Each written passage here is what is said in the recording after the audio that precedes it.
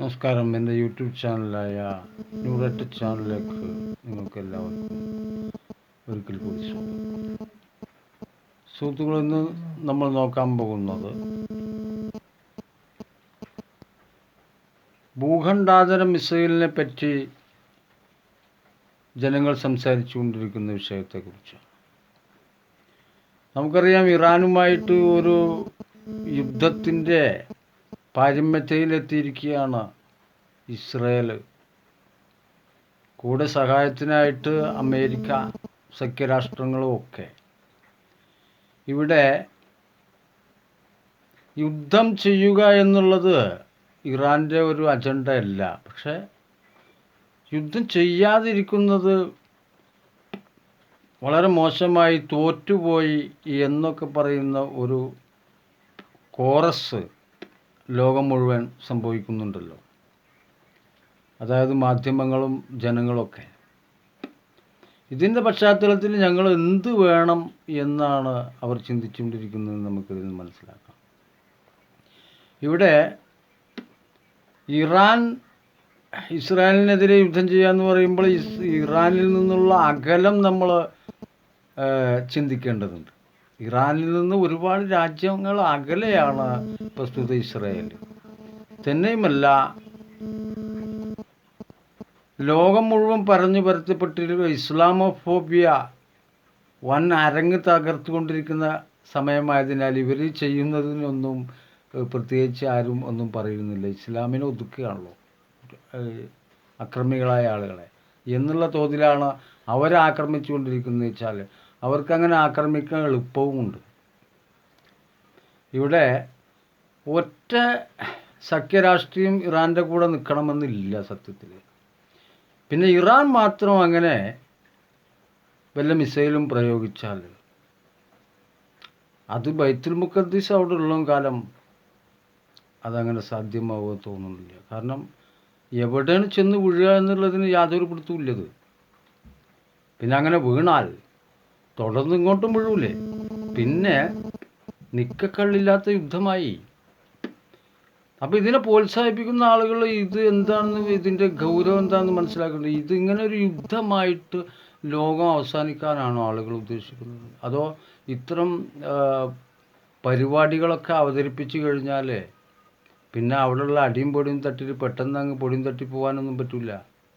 ഇനിയുള്ള യുദ്ധട്ട ഇതുവരെ നടന്നതുപോലെ ആവില്ല അത് സംഭവം. ഇതിൽ പ്രകൃതിക്ക് ദോഷങ്ങൾ വരുന്ന സംഭവങ്ങൾ ഇതിന് പിന്നിൽ പറയാനുണ്ട്. കാരണം എന്താ വെച്ചാൽ ഭൂമി എന്ന് പറയുന്നത് അന്തരീക്ഷത്തിൽ നിൽക്കുന്ന പോലത്തെ ഒരു സംഭവമാണല്ലോ. ഇങ്ങനെ ഒരുപാട് ഗ്രഹങ്ങൾക്കിടയിൽ ഇതേപോലെ അനേകം ഭൂമികളുണ്ട്. പക്ഷെ അതിലൊന്നും നമുക്ക് താമസിക്കാൻ കൊള്ളില്ല. നമ്മൾക്ക് ആകെ പാർപ്പിടമായ സൗകര്യമായിട്ടുള്ളത് അള്ളാഹു ഒരുക്കിയിരിക്കുന്ന ഈ ഭൂമിയാണ്. ഇവിടെ നാം മനുഷ്യർ തമ്മിൽ അതിഭയങ്കരമായ ഘോരമായ യുദ്ധങ്ങൾ നടത്തിയാൽ എന്താണ് ശാസ്ത്രം അപ്പം നമുക്ക് നേടിത്തന്നതെന്നാണ് ഞാൻ ചോദിക്കുന്നത്. ഈ മനുഷ്യൻ്റെ ഈ നാശം ഈ ശാസ്ത്രത്തോടു കൂടി തന്നെയാണോ അതോ എന്തോ പറയാൻ പറ്റില്ല. ഇതിൽ ധനം ഒരു പ്രത്യേക പങ്ക് വഹിക്കുന്നുണ്ട്. ധനം എങ്ങനെ വിനിയോഗിക്കണമെന്ന് റസൂൽ പറഞ്ഞത് കേൾക്കാതെ ജീവിച്ചതാണ് ഇതിനൊക്കെ കാരണം. അതായത് നിങ്ങൾ കൊട്ടാരത്തിൽ വസിക്കുമ്പോഴും ഇഷ്ടം പോലെ പാവപ്പെട്ട ജനങ്ങൾ ഉണ്ടായിക്കൊണ്ടിരിക്കുകയാണ് ഭൂമിയിൽ. അല്ലാതെ ജനിച്ചു വീഴുന്ന ഒരു കുട്ടി കൊട്ടാരം കൊണ്ടങ്ങ് ചാടില്ലല്ലേ ചെയ്യുന്നത്. പൈസ ഇല്ലാതല്ലേ വരുന്നത്. പിന്നെ മരിച്ചു പോകുമ്പോൾ ഈ പൈസ ഒന്നും ആ കുട്ടി കൊണ്ടുപോകുന്നില്ല. കൈ മലർത്തിയിട്ടാണ് പോകുന്നത്. ഇന്നല്ലായി വൈനായില്ലേ രാജ്യം. ആ കുട്ടി മരിച്ചു പോയി അല്ലേ? അല്ലാതെ ഒന്നും കൊണ്ടുപോയിട്ടില്ല. അപ്പോൾ കൊണ്ടുപോകാനല്ല വരുന്നത്. അപ്പോൾ ഇവിടെ കൊണ്ടുപോകാനാണ് വരുന്നതെന്ന് തോന്നിപ്പിക്കുന്നത് ആരാ? പിശാച്. അപ്പോൾ ടോട്ടൽ കാര്യങ്ങളുടെ പിന്നിൽ ആരാണെന്ന് ചോദിച്ചാൽ പിശാചാണ്, മനുഷ്യനല്ല. അപ്പം മനുഷ്യൻ എവിടെയാണ്, പിശാച് എവിടെയാണെന്ന് ചോദിച്ചു കഴിഞ്ഞാൽ മനുഷ്യൻ്റെ ഉള്ളിലാണ് പിശാച്. ഖുർആൻ എടുത്ത് പരിശോധിച്ച് നോക്കിയാൽ നമുക്കറിയാം. ഈ സാത്താനെയാണ് ഈസാ നബി വരുന്നതോട് കൂടിയിട്ട് ലോകത്തില്ലാതാവുന്നത്. അതുവരെയും ഈ സാത്താൻ അവിടെ ഉണ്ടാവും. ഈ സാത്താൻ്റെ പേര് പലതും ആവാം. എൻ്റെ പേരാവാം, നിങ്ങളുടെ പേരാവാം, നിങ്ങളുടെ സുഹൃത്തിൻ്റെ ആവാം, അല്ലെങ്കിൽ ഏതെങ്കിലും രാജ്യത്തുള്ള ആളുടെ പേരാവാം, ഒമാനിലുള്ള ആളുടെ പേരാവാം, തുർക്കിയിലുള്ള ആളുടെ പേരാവാം, അമേരിക്കയിലുള്ള ആളുടെ പേരാവാം, ചൈനയിലുള്ള ആളുടെ പേരാവാം, ആരുടെയെങ്കിലും പേരായിരിക്കും ചെകുത്താൻ.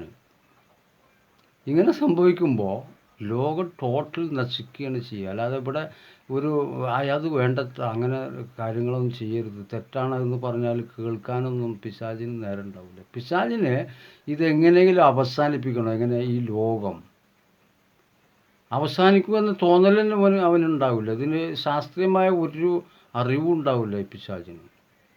ഇപ്പം തന്നെ നമുക്കറിയാം ആരൊക്കെ കണ്ടുപിടിച്ച ടെക്നിക്കുകൾ ഉപയോഗിച്ചിട്ട് ഏതൊക്കെ വിഡ്ഢികൾ പലതും ചെയ്യുന്നതായിട്ടാണ് നമുക്ക് മനസ്സിലാകുന്നത്. അവർക്കൊന്നും ജീവിക്കണം എന്നില്ല. ഇവിടെ പോരാണ്. ഞാൻ എന്നുള്ള പോര്. ഞാൻ ജയിക്കണം, നീ തോൽക്കണം. അല്ലെങ്കിൽ ആ രാജ്യം തോൽക്കണം, ഞാൻ എന്ന രാജ്യം ജയിക്കണം. ഇതൊക്കെ ശരിയാണോ? ശരിയുടെ ഭാഗമാണോ അതൊക്കെ? ഇല്ല. ഇവിടെ എല്ലാവർക്കും ജീവിക്കാനുള്ള അവകാശമുണ്ട്. അതൊരാൾക്ക് എടുക്കാനുള്ള അവകാശമില്ല. റസൂൽ പറഞ്ഞാണത്.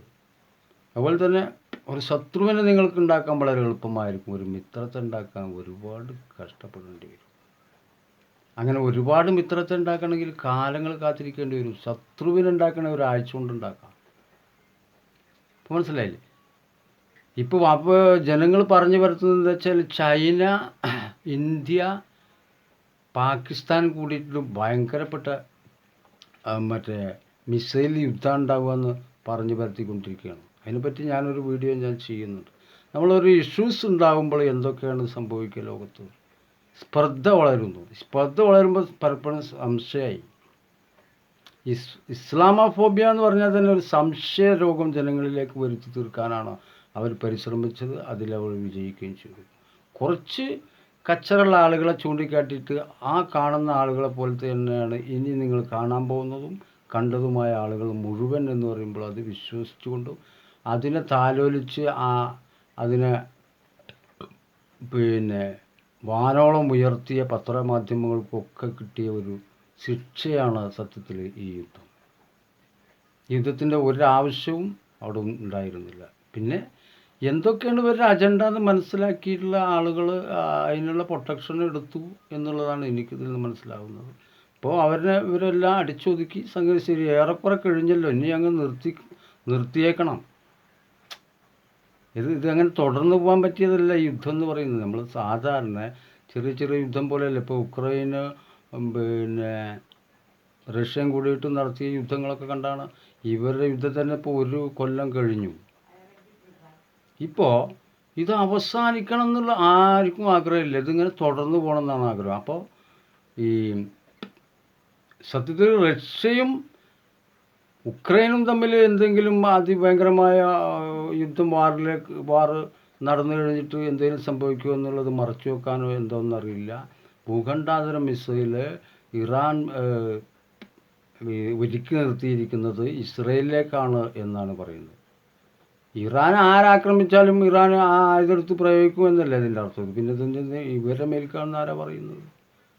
ഇവരിനെ ആക്രമിച്ചാൽ ഇവരെന്ത് ചെയ്യും? അഥവാ ഇവരെ ആക്രമിക്കുമെന്ന് ഭയപ്പെടുത്തുന്ന ആരാണ്? സത്യത്തിൽ എനിക്ക് തോന്നുന്നില്ല ഇറാൻ ആക്രമിക്കുമെന്ന്. ഇറാൻ പിന്തിരിയുള്ളൂ. കാരണം ഇറാൻ്റെ പട്ടാളത്തിന് ഒരുപാട് നഷ്ടങ്ങൾ സംഭവിക്കും. തന്നെയുമല്ല ഇറാൻ്റെ കൂടെ ആരൊക്കെ നിൽക്കാന്നൊക്കെ പറയുന്നുണ്ട്. പക്ഷെ നിൽക്കണമെന്നില്ല. മറിച്ച് ഇസ്രായേലിൻ്റെ കൂടെ ആരൊക്കെ നിൽക്കുമെന്ന് പറയുന്നുണ്ട്, നിൽക്കുകയും ചെയ്യും. അതങ്ങനെയാണ് വരിക. കാരണം ഞങ്ങളുടെ ആജന്മ ശത്രുക്കൾ നശിക്കണം എന്നുള്ള ഉള്ളിലുണ്ടാവുക. പുറമെ ഞാനെന്ത് പറഞ്ഞാലും ഈ ആജന്മ ശത്രുത പറയുമ്പോൾ മനുഷ്യൻ തമ്മിലാണല്ലോ എന്ന് ആലോചിക്കുമ്പോഴാണ് ഞാൻ അത്ഭുതപ്പെടുന്നത്. ഖുർആനിലെവിടെയും പറഞ്ഞിട്ടില്ല നിങ്ങൾ മറ്റേ മനുഷ്യനെ അങ്ങോട്ട് ചെയ്യൂ, അല്ലെങ്കിൽ ഈ മനുഷ്യനെ ഇങ്ങോട്ട് വിട്ട് കൊല്ലൂ, പിന്നെ വരുന്നവരെ ആക്രമിക്കുന്നൊന്നും. അതിനൊന്നും ഇറങ്ങിയതല്ല ഖുർആൻ, ഇഞ്ചീൽ, തൗറാത്തൊന്നും. മനസ്സിലായില്ലേ? അല്ലെങ്കിൽ വേദങ്ങൾ, ഇന്ത്യയിലെ പരമപ്രധാനമായ ഗ്രന്ഥങ്ങളായ വേദങ്ങളിൽ ഒന്നും തന്നെ പറഞ്ഞിട്ടില്ല ജനങ്ങളെ ആക്രമിച്ച് കൊല്ലാനോ പിടിക്കാനോ ആയുധങ്ങൾ കൈമാറാനോ. ഇതൊരു ഓട്ടോമാറ്റിക്കൽ ഇഷ്യൂസായിട്ട് ഇങ്ങനെ വന്നിട്ട് പിശാചിൻ്റെ കയ്യിലേക്ക് ടോട്ടലങ്ങ് ഒതുങ്ങും എന്നാണ് ഖുർആനിൽ പറഞ്ഞിരിക്കുന്നത്. അതിൻ്റെ ഒരു മുന്നോടിയാണ് ആണെങ്കിൽ ഇപ്പം മേൽപ്പറഞ്ഞ പോലെ പ്രകൃതി ദുരന്തങ്ങളൊക്കെ ചുറ്റുഭാഗത്തും സംഭവിച്ചുകൊണ്ടിരിക്കുകയും ചെയ്യും. അത് ഇതാ സിൽസിലത്തിൽ അറുത് സിൽസാല എന്ന സൂറത്തിൽ പറയുന്നത് ഭൂമി ഇങ്ങനെ അട്ടിമുട്ടി കുലുങ്ങിക്കൊണ്ടേയിരിക്കും. അപ്പം അതിനൊക്കെ ഒരു കാരണമായിട്ട് ഈ ഭൂഖണ്ഡാരം മിസൈൽ എന്നൊക്കെ പറഞ്ഞാൽ എന്താണ് സാധനം? ഞാൻ പറഞ്ഞില്ലേ, വായുവിൽ നിൽക്കുന്ന ഒരു ഗോളം പോലത്തെ ഒരു സംഭവമാണത്. ഇത് ചെറിയ കുട്ടിയുടെ കയ്യിലെ കളിപ്പാട്ടം പോലെയാണ് ഈ ഭൂമി, ഈ അള്ളാഹുവിൻ്റെ കയ്യിൽ. കോടിക്കണക്കിന് ഗ്രഹങ്ങൾ അള്ളാഹു സുബ്ഹാനഹു വ തആല ഉണ്ടാക്കിയിട്ടുള്ളൊരു ഗ്രഹത്തിലാണ് നമ്മൾ ജീവിക്കുന്നത്. നമ്മൾക്ക് ഇങ്ങനെ നോക്കുമ്പോൾ ഈ പരപ്പായിട്ട് ഇങ്ങനെ കാണുന്നത് കാര്യമല്ല. ഈ പരപ്പായ ഭൂമി തന്നെ മണ്ടന്മാരായ ശാസ്ത്രജ്ഞന്മാരാണോ എന്താണെന്ന് അറിയില്ല, ഉരുണ്ട് എന്നാണ് പഠിപ്പിക്കുന്നത്. ഉരുണ്ടാലും ശരി പരന്നാലും ശരി നമ്മൾ ഇതിന്മേൽ മാത്രമേ ഉള്ളൂ. വേറെ ഒരു ഭൂമി മലയാളത്തിൽ എവിടെയും ആകാശങ്ങളിലോ എവിടെയും നമ്മളില്ല. നമ്മൾ എന്ന് പറയുന്നത് ചിന്താശക്തിയുള്ള മനുഷ്യൻ ഭൂമിയിൽ മാത്രമേ ഉള്ളൂ. അപ്പോൾ അവനെ അങ്ങോട്ട് ഉപദ്രവിക്കുമ്പോൾ അവൻ ഇങ്ങോട്ടും ഉപദ്രവിക്കും. എൻ്റെ കയ്യിൽ നിന്ന് അതിശക്തമായ ഒരു സംഭവം അങ്ങോട്ട് ചെയ്യുമ്പോൾ അയാൾ ഇങ്ങോട്ടും ചെയ്യും. അല്ല, അയാളത് നോക്കിയിരിക്കണം എന്ന് പറഞ്ഞ് എവിടുത്തെ ന്യായമാണ്, എന്താണ് പറയുന്നത്? വളരെ മണ്ടത്തരമായിട്ട് തോന്നും വാക്കുകൾ കേട്ടാൽ. അവിടെ അത്ര ആളെ കൊണ്ടുത്തരാം, അത് വേണം. ഇവിടെ പകരം ഇത്ര ആളെ കൊണ്ടുത്തരാം, 1000 ആളെ ഇവിടെ കൊണ്ടു, അത് വേണം. ഇതിലെന്താണ് കാര്യം? ഈ പറയുന്നത് ചെകുത്താനാണ്, അതായത് സാത്താനാണ്, സാത്താനിക്ക് വേഴ്സസ് ആണ് ഈ വാക്കുകളൊക്കെ. ഇത് അനിസ്ലാമികമാണ്. ഇതൊക്കെ ചെയ്തിട്ട് അള്ളാഹിൻ്റെ അടുത്ത് കണ്ടു ചെന്നാൽ നിങ്ങൾ മുസ്ലിമാണോ, കയറിയിരിക്കി കസേരത എന്നൊന്നും പറയില്ല. നിങ്ങൾ മുത്തക്കീങ്ങളാണോ? അതാത്ര ചോദ്യം. ആരും മുത്തക്കീങ്ങളാന്ന് പറഞ്ഞിട്ട് കൈ ഉയർത്താൻ ആരുമില്ല. എല്ലാവരും തെറ്റ് ചെയ്തവരുണ്ട്. അതിൽ ഒറ്റ മുത്തക്കീങ്ങളുണ്ട്. അഥവാ മുത്തക്കീങ്ങൾ ഉണ്ടെങ്കിൽ അയാൾ സ്വർഗത്തിലാണെന്നാണ് അള്ളാഹു സുബ്ഹാനഹു വ തആല പറഞ്ഞിരിക്കുന്നത്. അപ്പോൾ ഞാൻ ഈ പറഞ്ഞത് നിങ്ങൾക്ക് മനസ്സിലായെന്ന് ഞാൻ വിചാരിക്കുന്നു. ഇസ്ലാമോഫോബിയ പറഞ്ഞു പരത്തിയാലൊന്നും ഇസ്ലാമിൽ ഫോബിയക്കാവേണ്ട ആവശ്യം നിങ്ങളില്ല. ഇസ്ലാമോഫോബിയ നിങ്ങൾ വിശ്വസിച്ച് കഴിഞ്ഞാൽ അത് ഇസ്ലാമോഫോബിയക്കാണ് നിങ്ങൾ എന്നുള്ളതാണ് വിഷയം. അതാരോ പറഞ്ഞു പരത്തിയാൽ നിങ്ങൾ പെട്ടിരിക്കുകയാണ്. അങ്ങനെ ഒരു മനുഷ്യനും ചെയ്യാൻ ഉദ്ദേശിക്കുന്നില്ല. അപ്പോൾ ഇത്രയും പറഞ്ഞുകൊണ്ട് ഞാൻ ഈ കൊച്ചു വീഡിയോ അവസാനിപ്പിക്കുന്നു. മറ്റൊരു വീഡിയോയുമായി നമ്മൾ വീണ്ടും കണ്ടുമുട്ടുന്നത് വരെ എല്ലാവർക്കും നന്ദി, നമസ്കാരം. ഇതുവരെ വീഡിയോ സ്കിപ്പ് ചെയ്യാതെ കണ്ടതിന് നന്ദി പ്രകാശിപ്പിക്കുന്നു. ഈ വീഡിയോ മറ്റുള്ളവരിലേക്കും ഷെയർ ചെയ്യുമെന്ന് ഞാൻ വിചാരിക്കുന്നു. അടുത്ത വീഡിയോയ്ക്ക് വേണ്ടി കാത്തിരിക്കുക. നമ്മളാരും അന്യരല്ല.